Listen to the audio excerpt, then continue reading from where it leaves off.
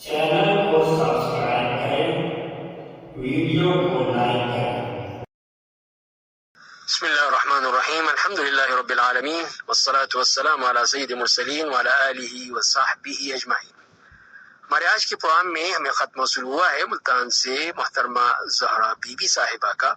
वो फरमाती हैं कि मेरी वालिदा का मेरे साथ बहुत ही बुरा रवैया था। इसी रवैये की वजह से मुझ में खुद एतमादी खत्म हो गई। जो भी काम करती हूँ उसमें नुकसान कर बैठती हूँ। मेरे अंदर कुव्वत फैसला भी नहीं बाकी रही। अब मेरी शादी हो चुकी है, अल्लाह ने मुझे एक बेटी दी है। मैं चाहती हूँ कि मैं अपनी बेटी के साथ ऐसा ना करूँ जो मेरे साथ हुआ है। तो मुझे नसीहत करे कि मुझे क्या करना चाहिए। तो जवाब में ये अर्ज है कि 2 साल की उम्र में हर बच्ची अपने इर्द गिर्द की दुनिया के बारे में अपना रवैया बनाना शुरू कर देती है। जैसे कि बाज नफ्सियात के माहिरीन का ख्याल है कि खुद एतमादी का एहसास उन रवैयों में से एक पहला रवैया है, और 2 साल की उम्र में इन एहसासात की मजबूती का इन्हिसार इस बात पर है कि बच्चे को किसी किस्म की देखभाल मिलती है और उसकी बुनियादी जरूरत को पूरी करने में वालिदैन के रवैये कैसे हैं। इस मरहले में बच्ची के नशोनुमा के आसार आज़ादी की ख्वाहिश जाहिर करने की सूरत में आया होते हैं, लिहाजा उसे इस मरहले में आज़ादी के साथ बोलने, चलने और खेलने की जरूरत होती है। ये सब कुछ बच्ची की जाती जरूरियात के साथ मुंसलिक है, और ये जरूरत तभी नजर आएगी जबकि बच्ची को मुमकिन हद तक मुकम्मल आज़ादी दी जाए। उसकी तस्दीक पुख्तगी के जरिए से नशोनुमा के जरिए से होती है, और इस नजरिए का कहना है कि हमें बच्चे की इनफरादियत का एहतराम करना चाहिए और उसे कुदरती तौर पर नशोनुमा पाने के लिए आजाद छोड़ देना चाहिए। कुछ लड़कियों में खुद एतमादी कमी होती है, हत्ता कि वो किसी भी छोटे या बड़े मामले में अपने ऊपर भरोसा नहीं कर सकती। वो शाज़ व नाज़िर ही आगे बढ़कर कोई काम करती हैं और हमेशा इस इंतजार में रहती है कोई उनसे कहे कि फला कर लो, फला काम कर लो। अगर कोई मसला दरपेश हो तो ऐसी लड़की को फैसला नहीं कर पाती, बल्कि मुमकिन है कि ऐसे मसले का सामना करने से बचने की कोशिश करे या रोना शुरू कर दे। या किसी हद तक वालिदैन की गलती की वजह से है। उसकी कई वजूहात हो सकती हैं। मसलन हर छोटे बड़े काम में वालिदैन का हुक्म चलाते रहना, चाहे वह काम इतनी अहमियत का हामिल न भी हो। इसी तरह बच्ची के अंदर तख्लीकी सलाहियतें मफकूद हो जाती हैं और बच्ची को अपने किए हुए काम पर एतमाद नहीं रहता, बल्कि हमेशा उसे इंतजार रहता है कि कोई उसके काम को सही करार दे या फिर कहीं जाकर उसे यकीन हो कि उसका काम वाकई सही है। किसी भी काम के करने पर हमेशा बच्ची को डांटना, सरजनिश करना, उसकी गलतियों के पीछे लगे रहना, सख्त अंदाज से जवाब देना। कभी ऐसा भी होता है कि बच्ची मेहनत करती है लेकिन गलती कर जाती है, तो उसको हद से ज्यादा फिर डांटना, डपटना, ये गलत रवैया है। और हालांकि बच्ची तो इस बात की मुंतजिर होती है कि अगर उसकी हौसला अफजाई की जाए कि जिससे तरगीब पाकर बच्ची मजीद मेहनत करे, उम्दगी और नफासत से काम करे, लेकिन मामला उलट हो जाता है। और बच्ची को दूसरों के सामने बोलने से इसलिए टोक देना कि कहीं बोलते हुए गलती ना कर जाए या कुछ ऐसी बातें कर जाए जो उसके लिए मुनासिब नहीं है, या बच्ची को बात करने की इजाजत तो हो लेकिन उसे अल्फाज भी दिए जाएं कि तुमने बोलना क्या है, किस तरह बोलना है। हमेशा खतरात से मुतनब्बे करते रहना, जिसकी वजह से बच्ची हर वक्त दिल में किसी अनहोनी खतरे का अंदेशा लिए बैठी रहती है और ये समझती है कि वो हर तरफ से खतरात के दरमियान घिरी हुई है और कहीं पे उसके लिए कोई अमान नहीं है। बच्ची को जिल्लत के साथ पुकारना या जलील करना, उसका मुकाबला दूसरों से करना, तो ये चीज भी गलत होती है। उसका मजाक उड़ाना, उसके उठाए गए सवालात का जवाब मत देना, हद से ज्यादा बच्ची का ख्याल रखना कि हमा वक्त उसकी सेहत और मुस्तकबिल के बारे में खदशात का इजहार करना। तो जो बच्ची अपनी खुद एतमादी खो बैठती है तो उसके मुतअद्दिद असरात फिर उनमा होते हैं। उनमें एक वही है कि कोई काम वो अकेले नहीं कर सकती, दूसरों की मुनासिर रहती है कि वो उसकी मदद करें। कुन जहन तख्लीकी सलाहियतों से दूर हो जाती है।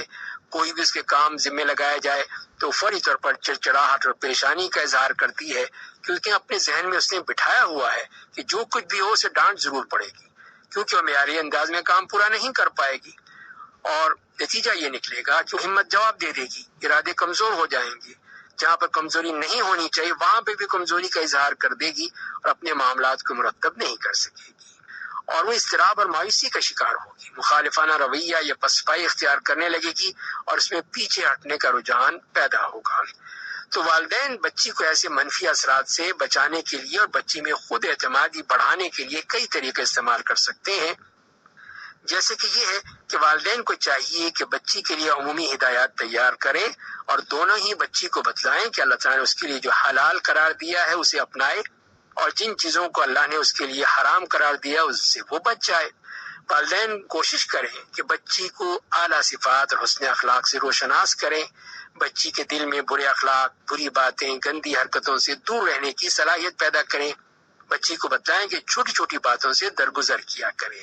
یہ سب کچھ کرنے کے بعد بچی کو اپنی تخلیقی صلاحیتوں کو سامنے لانے کا موقع دینا چاہیے۔